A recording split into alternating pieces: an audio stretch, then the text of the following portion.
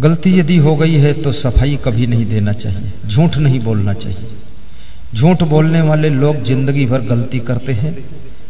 झूठ बोल करके गलती को छिपाने वाले लोग गलतियों में ही सड़ते रहते हैं, और झूठ बोल करके अपनी गलतियों से बचने वाले लोग हमेशा गलतियों में पड़े रहते हैं। जो सत्य रूप से गलती को स्वीकार कर लेता है उसकी गलतियां धीरे धीरे दूर हो जाती हैं। और याद रखना, अगर आपके टायर में कोई भी पंचर नहीं है तो हवा डालोगे तो आपकी गाड़ी को वो टायर यहाँ से पटना पहुँचा देगा, लेकिन अगर उसमें छोटे छोटे पंचर आपने कई कर रखे हैं तो आपका टायर नवगछिया में ही ले जाकर हवा निकल जाएगी, खड़ा रहेगा। इसलिए अपनी गलतियों की पंचर को ठीक करिए। तुम धरती पर महान बनने के लिए पैदा हुई हो, साधारण बनने के लिए नहीं पैदा हुई हो। खेल कूद में भी समय मत गंवाइए, ताश खेलने में समय को बर्बाद मत कीजिए, पान ठेले पर खड़े होकर के गप मारने में समय मत खोइए। आप सोचिए हमारे जीवन का लक्ष्य क्या है। जीवन का लक्ष्य खाना पीना भोगना सोना नहीं है। जीवन का लक्ष्य लड़कियों के पीछे भागना नहीं है। जीवन का लक्ष्य लड़कों के चक्कर में फंसना नहीं है।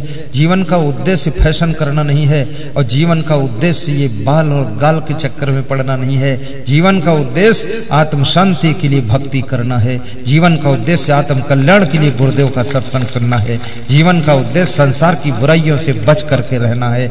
याद रखना, एक किसान खेती करता है, खेत में फसल बोता है, बीज बोता है, फसल बाद को उगती है, घास पहले उग जाती है।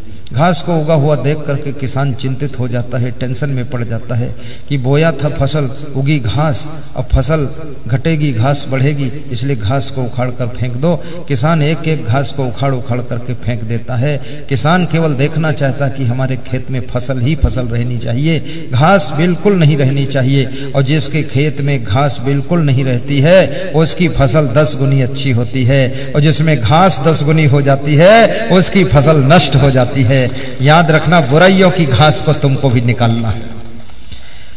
आपके अंदर भी जिंदगी के खेत में सुख शांति की फसल बोया है तुमने, सत्कर्मों की फसल बोया है तुमने, लेकिन बुराइयों की घास भी उसमें उग जाती है। कुसंगत के कारण अवगुणों की घास उग जाती है। कोई आदमी बचपन से भ्रष्ट नहीं होता है, कोई आदमी जन्म से श्रेष्ठ नहीं होता है। भ्रष्टता और श्रेष्ठता सब संगत को संगत के कारण ही मिलती है। अगर आप गलत संगत करोगे, कितने अच्छे आदमी हो आप बिगड़ जाओगे। आप अच्छी संगत करोगे, कितने बिगड़े आदमी हो रत्नाकर डाकू से वाल्मीकि ब्रह्म ऋषि बन जाओगे, हमारे कबीर साहब जैसे बन जाओगे। वो कबीर दास बैठा हुआ है।